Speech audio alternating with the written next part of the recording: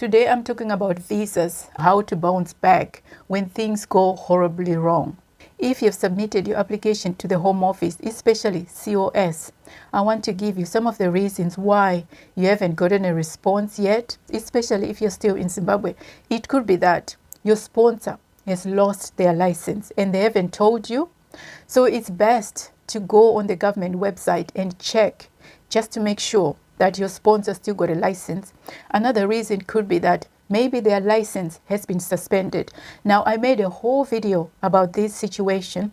I'm going to put a link of that video in the description or at the end of this video so you can check it out. Things have gone completely bonkers. I have to be honest with you.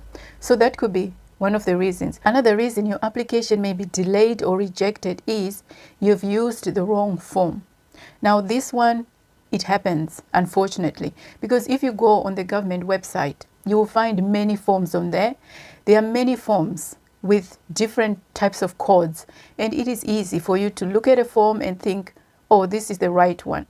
Unfortunately, if that happens, it causes a delay or a rejection. Another reason why there's a delay in your application could be that there's a backlog. This situation has happened to me a few times. Sometimes the Home Office faces a huge backlog and maybe they're short-staffed as well. So it takes them a little bit longer to get through those applications. Sometimes the delay has got nothing to do with you whatsoever. Sometimes there's nothing wrong with your paperwork. It's just that they just need to get through all those applications. So in that situation, if the time you've been given for processing that visa application has lapsed or has passed, then it is worth reaching out to the Home Office to ask. You can do that. You can send an email or you can make a phone call. That is something that you can do, because when you make your visa application, usually they tell you how long the process takes. They might say, oh, the process takes up to 8 weeks, 12 weeks, or 3 months, however long it takes. Unfortunately, if there's a backlog, you just have to wait it out, right? Another reason why your application could be delayed is you put the wrong information on your application form. Unfortunately, if you make a mistake on your application form, suppose you put the wrong date of birth, maybe you misspelled your name, or whatever detail that you get wrong, it's going to make things hard for the Home Office, because the Home Office needs to be able to verify who you are. And they can only verify who you are if you put the correct details on your application form. So it is worth giving your application to someone else to go through it just to make sure that you haven't made a mistake, because 2 pairs of eyes are better than 1. I mean, even in nursing, when we're checking drugs, controlled drugs, 2 nurses check those drugs because it is easy to make a mistake. That's why you want another person to go through things with you just to double check, to triple check, so that your visa application doesn't get delayed. And to build up on this point, sometimes you can miss out important information. You can omit certain things on your application form. Maybe you forgot to sign the application form. This happens because I remember some time ago I made an application. It wasn't a visa application, but it was a different type of application, and I forgot to sign and to date my form.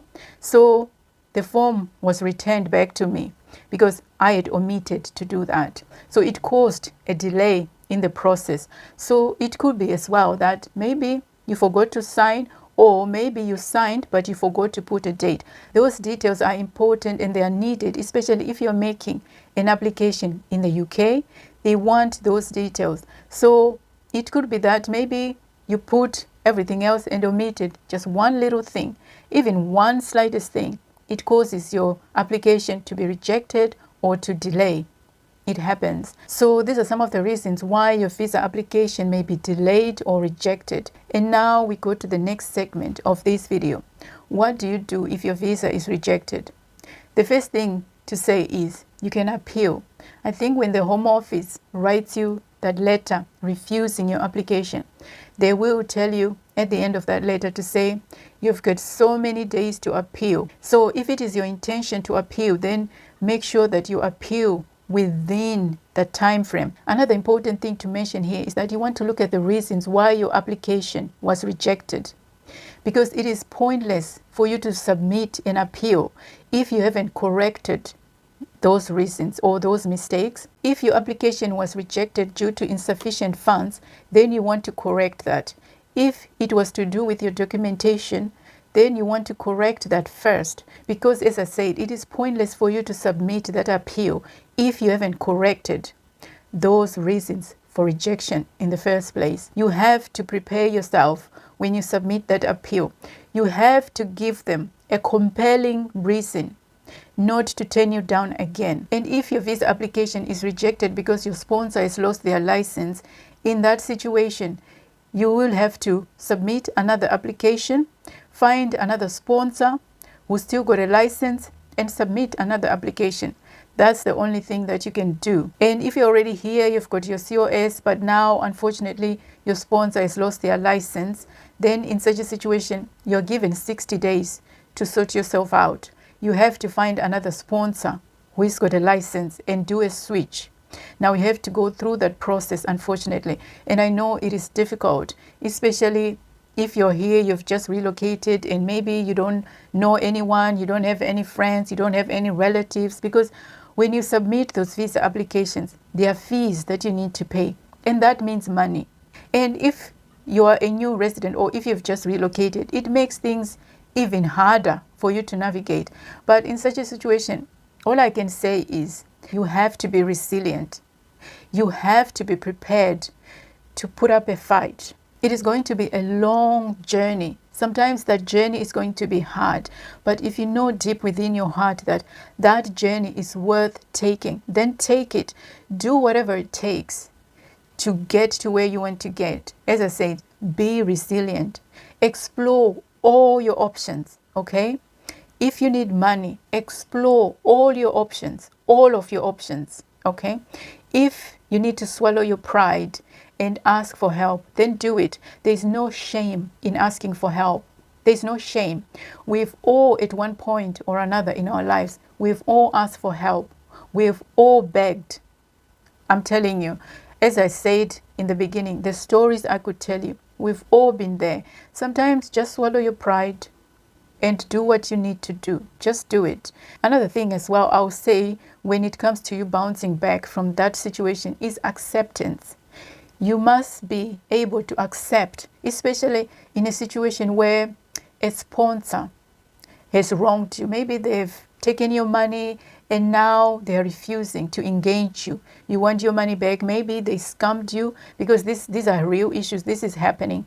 People have been scammed and now people are hurting. It is a painful situation to find yourself in.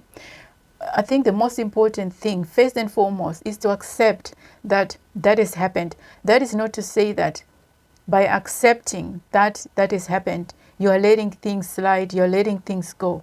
No. Acceptance is for your mental health. It's for your sanity, because you need to be sane to go through this journey, this difficult situation.